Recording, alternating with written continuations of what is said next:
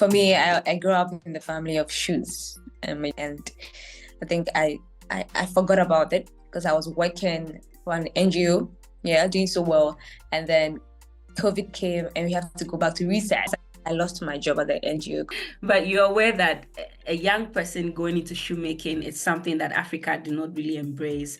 How are you able to overcome that kind of stigma?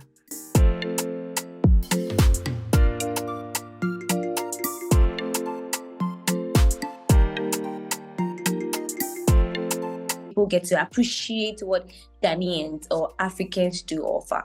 And that's when we came up with Ahofade. So Ahofade, one of the main things is that people have a lot of beautiful skills, but they're not getting the platform. That's and true. So first we started as an e-commerce brand where we project these products on these sites for not just for Ghanaian society, but for the global world as well. But now God has been so good. We moved from just the e-commerce. Now we have a physical shop. We have a showroom where our products from smocks. No, now we just don't sell shoes or make shoes.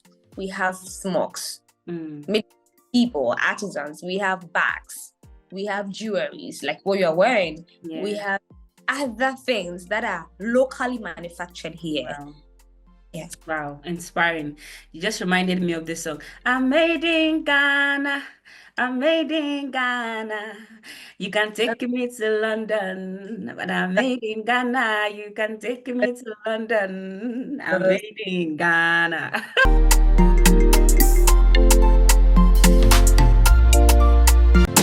It's Visa. Visa with the time. Slow Visa. It's Visa. It's Visa. It's Visa. Visa with the time. It's Visa. It's Visa. Africa, gone is tomorrow. Today is here. Achievement to be accomplished.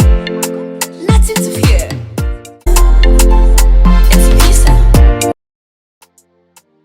Hello, Edna. Hi. Nice to Betty. see you. Nice to meet you. Wow, I can't wait for this your story to be featured on our platform.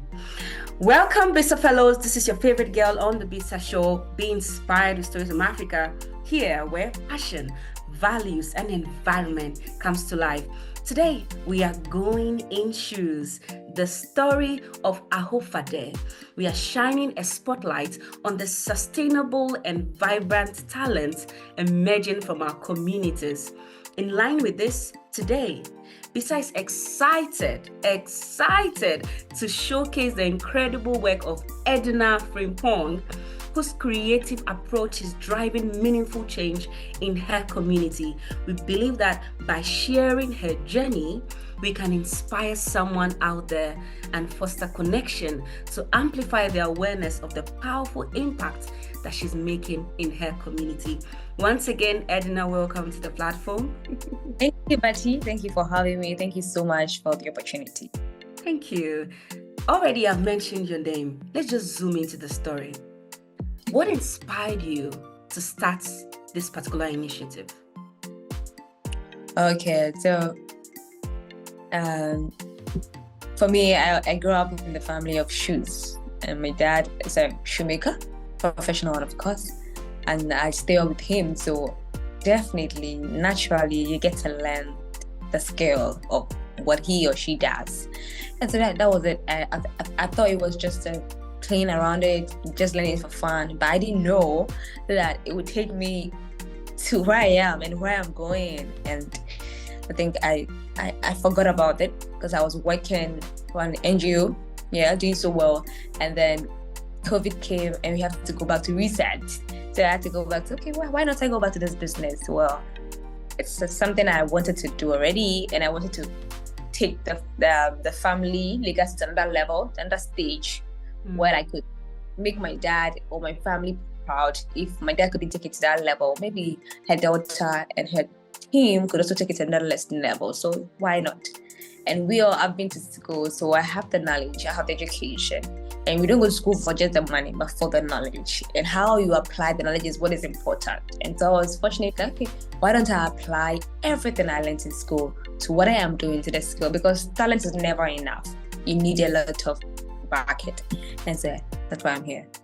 Okay, very powerful. Can you tell us which NGO you were working for and what were they doing? So Sub-Saharan Education Project. So it was, they were more into empowering women, especially women. And so I was a beneficiary because they gave me a scholarship from junior high school to SS high school. And then after I work with them in 10, then I became a senior staff, a programs coordinator. So I coordinate almost all the programs. So we give scholarships. So I was able to handle scholarship applicants for students from junior high school to senior high school. We empower women to make beads, jewelries. Then we take it out to the US and do a gala, a raise funds and raise the money to help them put schools in 2 different regions. And so they were doing so well. Okay. But okay.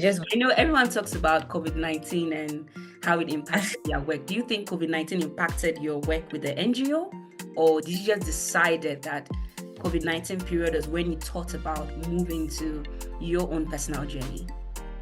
Okay, so COVID was really a blessing in disguise to many. Some benefited, some didn't benefit because it was good and bad for me at the same time. For me, in the past, I lost my job at the NGO because all our donors were coming from outside the US and COVID, and they're not coming again. So why should they bring new funds for what? So we had to go back to our normal life. And then the good thing is that that's when I leveraged on this. I went back to this shoemaking thing and leverage on the internet and all that. Okay, I see. Shoemaking.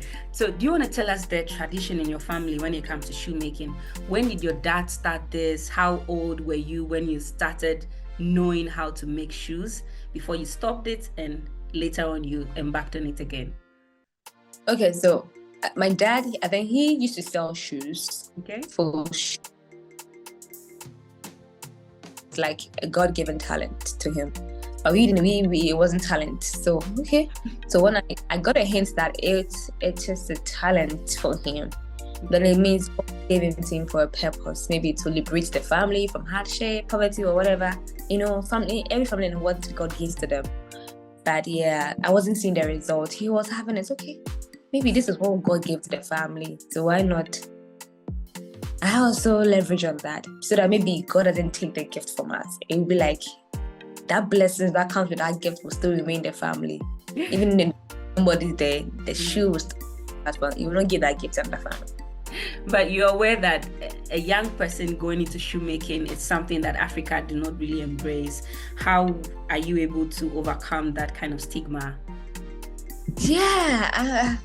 One thing is that I hardly don't live by people's expectation, which I don't do that. So I don't really care about those things. But maybe the environment matters. Where I grew up was a lot of shoemakers around. Even now, a lot of shoemakers around. So you grew up in a system where there are a lot of shoemakers around, and environment matters.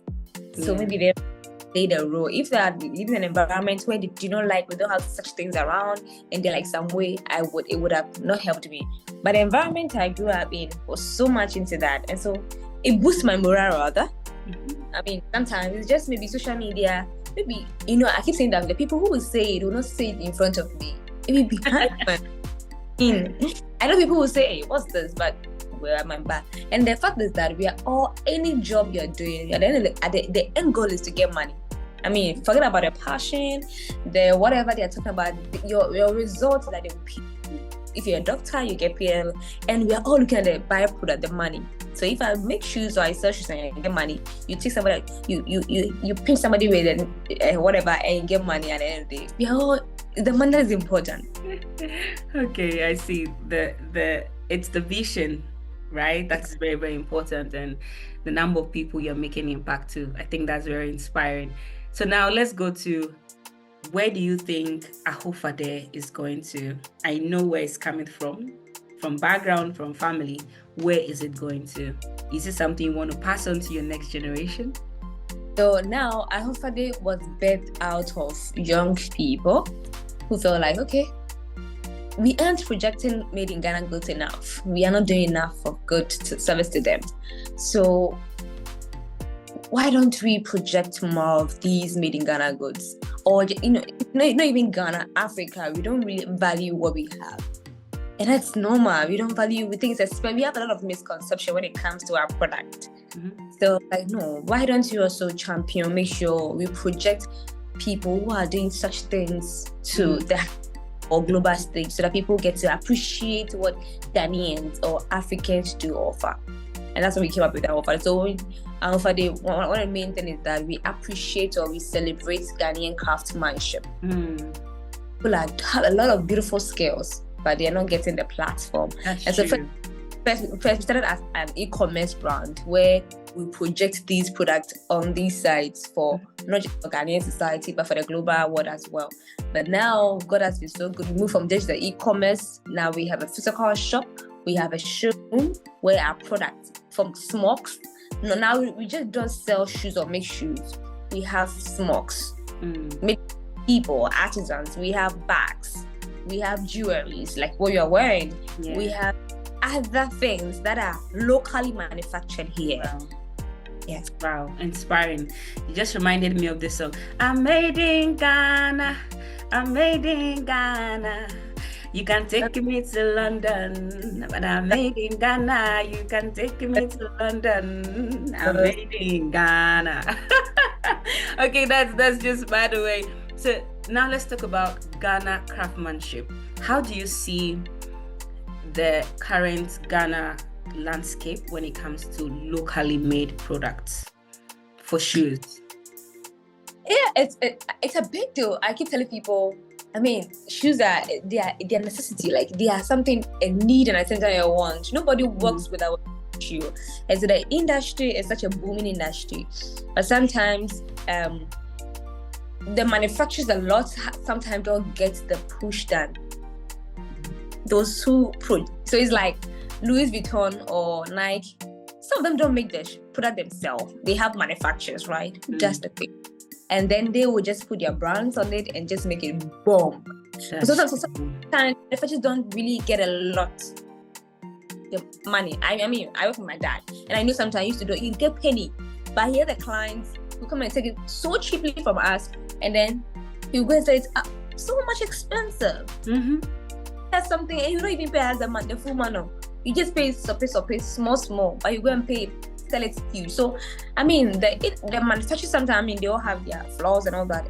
And then again, the rate at which there's always price increment. You go to the market today, you go and buy leather, tomorrow the increment. I mean, the external forces are a lot. You can't suppress it. You need to just feel yourself. And you see, and it also affects us like Ahofade. Sometimes you can't increase product 10 times in a year. I mean, you're collapsing the business. Okay. But every day there's increment of materials at the market. Manufacturers are complaining. But what they do? You have to also find a ways to. Sometimes we went for an exhibition recently and our shoes cost $390.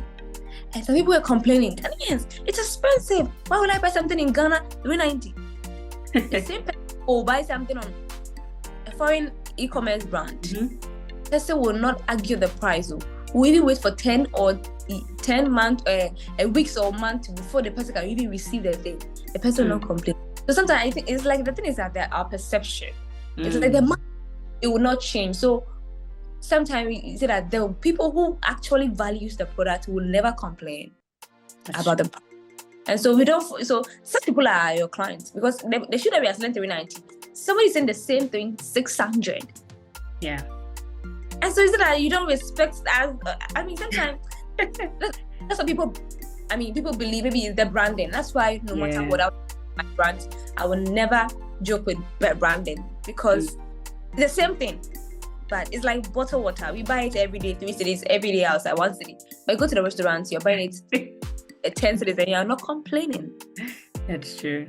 That's so our value what we have will always locate us, which I always pray for. Wow, we should value what we have. So talking about value now, how do you maybe develop the authenticity of your designs? Like what separates it from the other types of shoes out there in Ghana? Okay, so it's something that you said, anything that you want to do or you have to plan to do is already in existence. I mean, it's just Yeah, that's invention. I don't know, innovations or whatever. That's something called innovation, right? And Yeah. so sometimes people comes with their own designs. Oh, I want this shoe. Can you do it? Can we do it? It's okay. We try. So if you have the pattern, why not? I mean, the pattern is what you use to make the shoes. Why not? Sometimes if you don't have the pattern, you need to make sure you work around it to get the pattern. And so sometimes the client themselves comes with their own designs. And sometimes too, when we see a design and it looks so nice and want to replicate it, we try and replicate it and with a touch of our own. And there's a client I always like him. He's from US, and every time he always wants a shoe, I will send him shoe design, but he always wants a different modification from the same shoe, and he always gives us a different design. So that's what I was telling one of my boss that this design was for my client. Anytime we have this designs here, it came from one of my clients. Wow. Always come with a specification, and then later one for our own and put at the shop. And I'm like, wow, I don't know how you get that crazy ideas from, but I mean, I like that. Then we just do it. Okay, it becomes our sample that when someone also wants it, a person gets it. So we don't. But if you see our shoes, when we went for exhibition last time, it was like, these shoes are nice. Are they from Italy? Like, wow. So you're not only Italy to produce this kind of shoes here. Yeah, that's sad. That's sad. And so when it comes to your shoes, you sometimes embed Ghanaian cultural heritage to them. I think I saw something on your website like that. Yeah, especially on the Hinima, the royal slippers. Okay. You will see the symbols, the emblems, like the Edinkra symbols. They are all the Jiname and all this. We see them sometimes. So everything is boiled down to specification. The clients human beings are very controversial in some way. So I want this, I want that. So sometimes, but the royal Ahofade, you need to make sure you bring the symbol because that's represent reality. And yeah, anything that we do, if you give it a design you don't like it, I'll bring your design and we'll move for you. That's all. Yeah, okay. This just reminded me. I know you mentioned that you are celebrating Ghanaian craftsmanship, but the name Ahofade, why did you choose that name? So it's a Ghanaian name, right? Yeah, it's a local name. So Ahofade. So literally, like, it's like you wearing something. What foul home? What foul home? Like you dressed. And you know what I'm dressing? You wear you look so nice. Your dress, your jewelry, your shoes, and whatever you're wearing, whatever. And there's somebody to tell you that, oh, okay, Akre, this person has really dressed. What fun, like the way you're dressing. Okay, I know your cap is an African handmade. Yes. They use cow horn in making it. They use cow horn in making that because I have learned that trade. I learned it and I stopped using it. And then the jewelry is also something made Ghanaian. And so what foul home? Ahofade. That is it. Okay. Wow, Ahofade. Okay, thanks for letting us know what that means. So apart from the shoes you make, you mentioned you also make this, the jewelries, you make earrings. Are there other products you also make? Yes, we have smokes, the fugu. It was made from Gonja land, went north inside Gonja. We have the earrings made by the horn, We have the jewelries, different types of jewelries that you have. We also have them.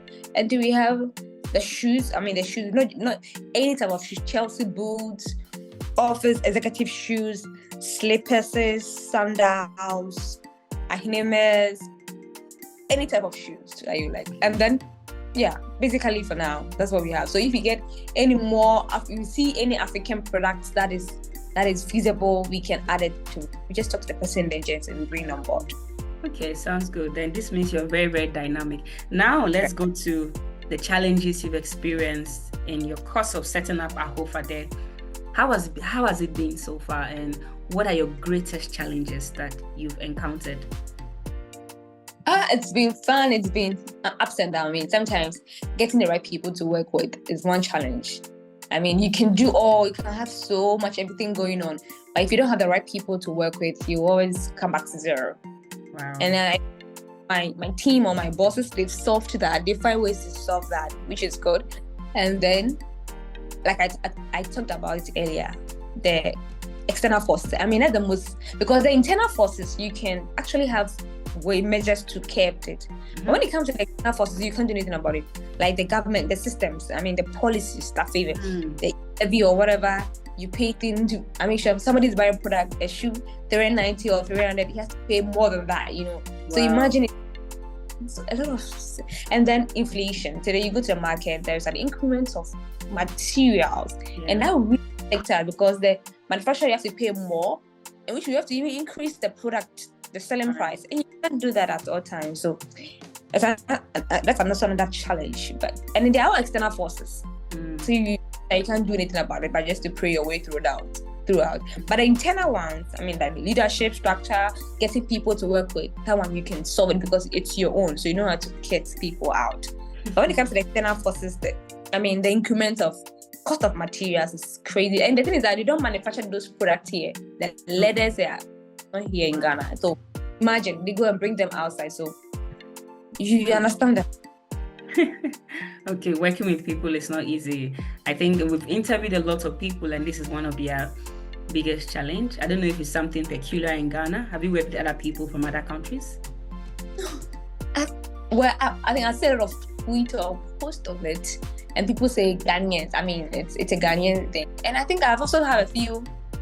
I've seen few. I don't know if it's Ghanaian. I've worked with foreigners, but they're not like that. I don't know. Okay, I don't know.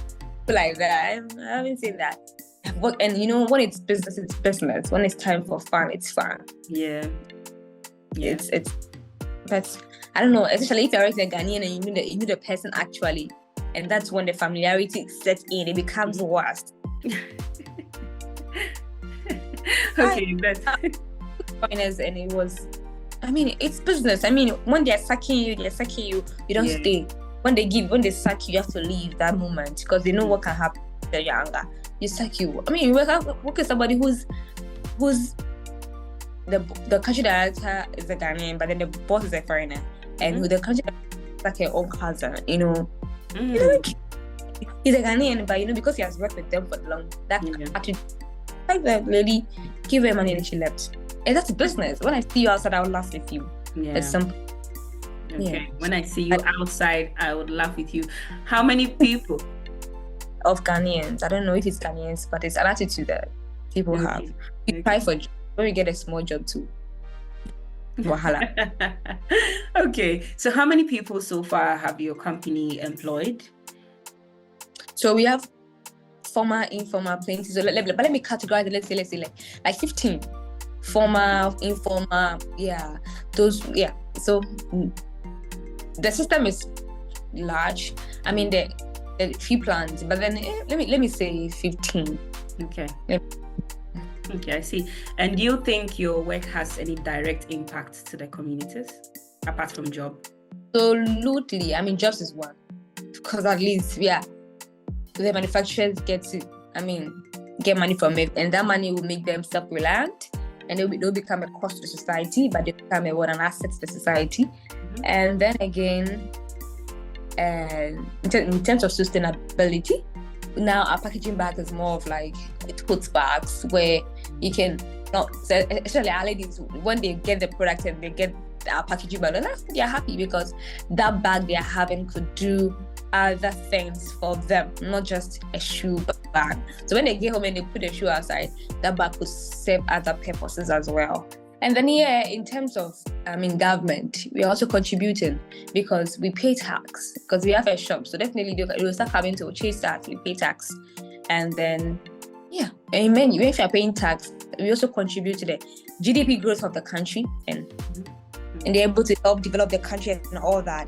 So we do that. And in terms of and in terms of any CSR project or helping society, that one is it's something that I'm about to do. That's the shoe for the shoeless project. There we also make shoes for, and dash it to some kids who are not privileged to have. But there's an issue I have with companies doing donations or freebies for building hospitals, building for communities. It's not a bad thing, but that's the one mistake people get out of CSR. CSR is not just for doing fundraising things outside the community, because sometimes organization forgets that it starts from the company. Within the company, are the employees okay? Are they okay? Because they made up the company. Trust me, they can. Company is no company without human beings. They can make any company. So are the employees okay? If they're okay, you can go and make, because some companies leave their employees and they go and build boreholes for community to drink while the employees are suffering. It should be they have to be okay, and they go out and also support others. Wow. Wow, I think it's very inspiring. You have to look inward before you start looking outward. I never thought about this, but this is really good, because myself, I do work with an NGO and I know how it is. But thanks for letting me know about that. I've with NGO for almost my life, so I understand how it. But I mean, my NGO was okay. At least we're okay when you need the support. I mean, they were taking care of as well. So okay, I mean, I was. Okay, dear viewers, you are listening to the interview with Ahofade, how she is not only creating shoes to empower communities, but she has an element of sustainability in the work that she does. So now let's go to the vision of the work you are currently doing. What is your goal for the future for Ahofade? Do you plan on expanding your operation? How does this vision look like? Sure. We plan, Ahofade plans, going global. We've started, because there is the subtle yet intentional act, the small steps we've taken. I mean, we sell outside Ghana. We have a website that is a way of also going global. Again, we are wanting to penetrate into the African market. So within years to come, we should be able to penetrate into the other African, because other African countries don't have access to the kind of product that we have here. They don't have this cereal, they don't have these kind of shoes that we produce here. So when we have access to these markets, it will really do us a lot. And so that's the next agenda, because we do have the showroom. So now if you don't believe us that we exist because of the scammers, now we have a shop at Spinters. So you can come to Spinters and come and see, okay, they are actually working. They are actually humans or physical people. And then now we move to other regions or go beyond other African countries. Sometimes we think going global is just America or UK or Canada, but it goes beyond that. Your neighboring countries, if you have not targeted them, you've not touched them, how do you go to? In Togo, Cote d'Ivoire, they all use such products. They are neighboring. But sometimes I understand it's a system. The African countries are also not helping us. That our movement to other countries is very difficult. You need to struggle your way and get to other countries and all that. So I understand. Shipping to also is another big business in Africa. Not just shipping to other African countries, even to US or other countries. It's also another barricade. But with the right plans and implementations, we hopefully and we believe that we will. And we also want to change people's perception. That's one key thing in terms of behavioral change, that people will have a different mindset, perception about made in Ghana product. Yes, made in Ghana. Do you also have programs that support Ghanaian local artisans? Yes, we do. We used to do, but we've breaked a little for a while. But now, if you want to learn a shoe, not in Accra, I'll take you to Kumasi. So those who are around Kumasi who want to learn a skill, they have an offer for them, but not in Accra. But we've breaked here in Accra on that one. But yeah, we used to do. Okay. And maybe in the future, there's something that's also something in the future that we would love to do, because in Ghana we don't have a shoe academy. We used to during Nkrumah's time. There are a lot of factories around, the shoemaking factories, but when you go and check it right now, it is no more working. Nothing works here. All the factories we used to have are no more working. And so imagine if the shoe factories were working, we will go there and go and learn it will help. But we used to produce a lot of tons of shoes to, I don't know the country, I forget the country, whatever, produce shoes for them. But now we don't have, also all the shoemakers in this country are Or independent. Yeah, it is not a government. So imagine have a state-owned shoemaking factory. That's a big deal. But yeah, we'll get there. So imagine we having Ahofade Shoe Academy. That's something in the pipeline. Wow, Ahofade Shoe Academy. I think Bisa will be your number one supporter if you are supposed to have that. That sounds good. How long have you been working for Ahofade now? It's 2021. Okay, so that's like 3 years. So is there any particular story that touched you, maybe across the time you were working? Someone said something to you, or you went for an event, or you sold some shoes. Is there any story like that? Okay, so yeah. So I mean the business Ahofade, I mean sometimes you go for exhibition and people tell you, like I said, you mention the price and they'll be like, Papa, it's expensive. The boy do you know, like, and it's so sometimes it looks so annoying. It looks so pissed because these people wear shoes and they buy these shoes from other brands expensively, but they see you and they want you to. I mean, even yesterday I was dealing with one. You want 3 shoes, because you're buying 3 shoes, I should reduce the price. It doesn't matter, you know. If you don't know your worth or you don't know what you stand for, you're always going to bring discount or reduce. But I keep saying, the right people who will buy. I mean, I'm from Ahofade, and you know, I my personal journey. I remember when I was in secondary school, I used to buy hammer. Because I wasn't good at sewing. Even now, I'm not good at sewing. So I'll buy hammer, small one, and the glue on campus. So during break time, and I will ask, I'll go around tables. I'll tell my colleagues or the classmates that, oh, I have a glue here. So in case your standard is torn, let me have it. We do it for you. And then they will, okay, Edna, no. And they'll say, hey, Edna, you like money, so it's not about money. And then they'll bring it. So they were bringing it. So on weekends, when everybody has gone for rehearsals or Saturday weekend boarding house, they all go for other meetings and classes. And then I'll stay at my corner, I'll clean there, I'll start on the floor, and I make sure I glue all these shoes for them.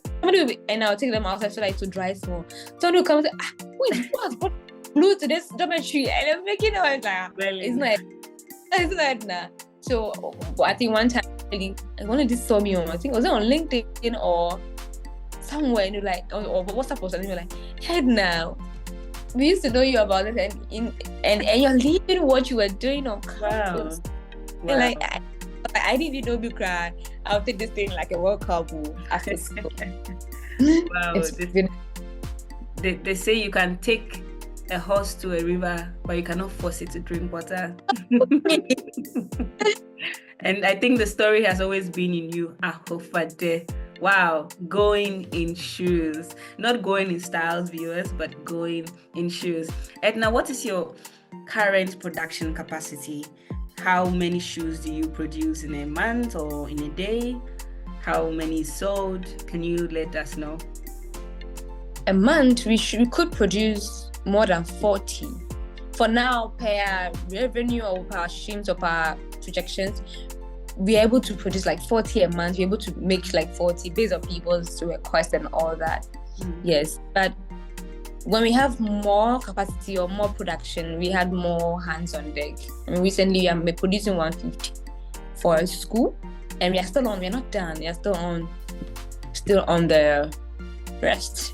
So yeah, the more we have more hands, we get more production. We are going to source more people for it to carry. Yeah. Okay, that sounds good. I know maybe you might have responded to this question along the way, but I just want to ask again. What has been your most rewarding aspect of your journey with Ahofade so far? I mean, people talk about the recognition. I mean, someone will talk about the recognition because recently I was awarded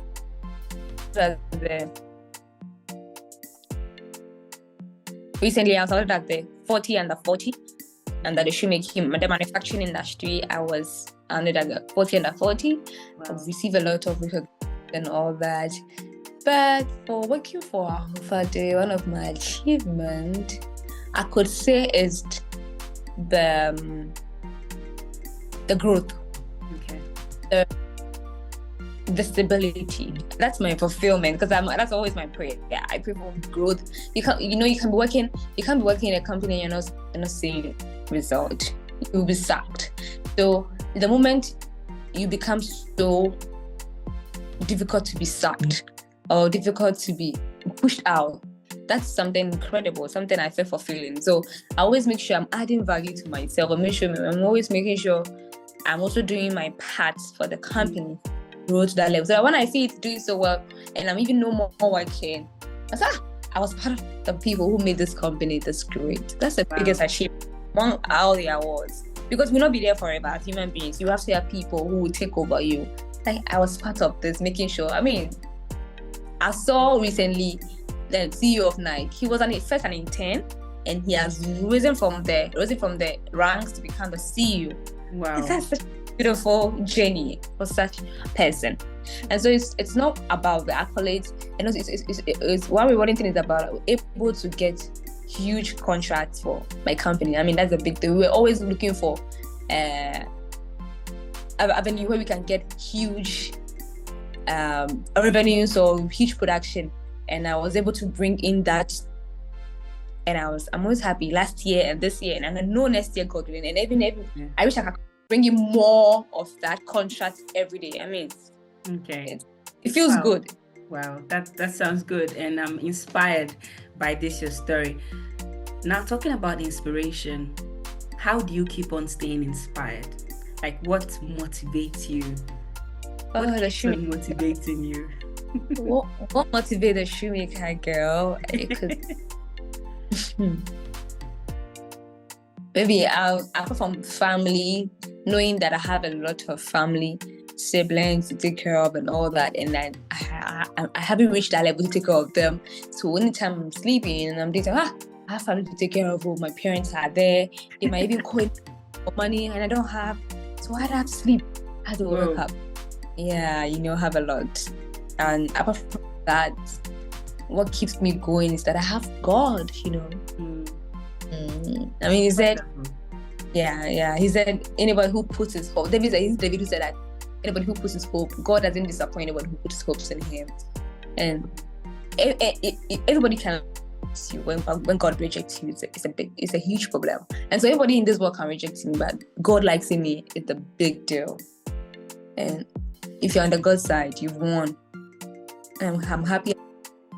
At least I'm happy I have him, because he has been a big blessing. Without him, all that I have is bogus. Someone calls that kind of, should I say, responsibility for family acts as African tax. Have you heard of African tax before? I hope one of these days. I hope one of these days we transition from having African tax, right? Oh, you got to serious, but you can't play that tricks on me. Okay, that sounds good. So now you've spoken about what motivates you. Let's look at, can you give us some words to motivate other young people watching you out there? What inspiring words would you want to tell them?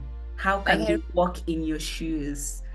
Oh, like I wrote in my book, we live in a society where we are given a template to go by. We have a house, have a car, go to here, and that is success. But that shouldn't be the template of success. You should draft your own template of success, so that when you see Betty driving a G-Wagon, you are not. When you see Edna, the shoemaker girl, working on global stage, speaking on UN programs, you are not bothered. You are only inspired, just happy, because you know your template for success. You have your goal, you know what you want to achieve. You step into your own shoes, you redefine your own success. I can say I'm successful because I'm living it. I step into my own shoes. I'm living in my own journey. I don't have to have the billions in my account before I could tell that I have that. I'm a successful person. It's not about the money that would tell that, it's about the impact that would tell. And so draft your own template of success. And if you have that and you see people doing so well, it won't put you into depression. But satisfied, you're okay because you're going by your own journey. And then don't think that unless you impact, you are starting in front of thousands, millions of people, that means impact. You can be talking to millions of people and you're still not impacting anyone. Impact, that's what fun. I mean, from a PR person, my perspective, impact is not about numbers. But as a marketer, as an advertiser, I would say impact, numbers matters. But you see, impact starts from one person. If that is able to impact me, I'll be able to also go and impact one person. One makes millions. Millions of it is one that makes millions. And so don't think like I want to help. No, you can't help everybody. I mean, that's how life. I can't help everybody. I can't help all my family members. But if I could just take one person and help, I'm okay. Impact. Wow, thank you so much for that. It's like the shoemaker stepping into her own shoes and redefining her own success, and also go and do your best. And above all, make sure that you have God. Wow. Million does not make one, but one makes a million. That is quite a closing statement from you, Edna. We're speaking with Edna, the shoemaker girl. Wow, what a brand. Now, you spoke about Africa at the beginning. You said we live in a society where your plan has been drafted. You own a house, you own a shoe, etc. But I want to ask you, Edna, what kind of Africa would you like to see? Like what's happening in Ghana right now. I want an Africa where systems are working. An Africa where you don't need to be told to do the right thing. And an Africa where everything is working in place. But the system can work, only works when the people also living in the system are also functioning well.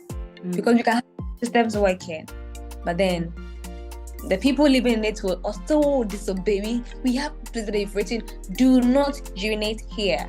You go there and still urinate there. And the system can work, but we, the individual, we cannot work. The people are leadership position. They came from a family. And so I pray that we don't neglect our family responsibility, because the family makes the leaders. Anybody that came from a family. So we shouldn't neglect the family system. If the person is not beaten at home, well trained at home, the person will take into leadership position. And I think it's okay. All what we experience in the university level, we see them displaying at the highest political level. So it means things start at home. So African families take care of the system, the roots, the family well. And then I pray that one day we'll have a system where everything is working, systems are working, and the people living the system are also doing the right thing. And that will have a good Africa. But for now, let's all enjoy the drama. But now, let's all enjoy the drama. Wow. Dear Visa Fellows, we're speaking with Edna Frimpong on the episode titled Going in Shoes, The Journey of Ahofade, a made in Ghana. Wow, this is a very inspiring episode, and we look forward to greater works from Edna. This was your favorite host, Betty Osei-Bonsu, on the Bisa Show. Don't forget to be inspired with stories from Africa. Yes. It's for the shoemaking industry.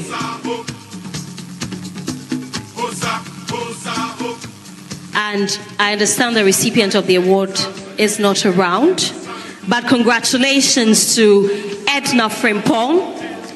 She is a recipient of this award. She's a founder of Ahofade. I hope I got that right. It's a shoemaking brand with a beautiful showroom in Spintex. Unfortunately, she couldn't make it. I hope you are inspired, because we are. Stay tuned and don't forget to subscribe to all our social media channels. It's displayed on the screen, and don't forget to press that notification bell to receive updates when they come by. It's Bisa.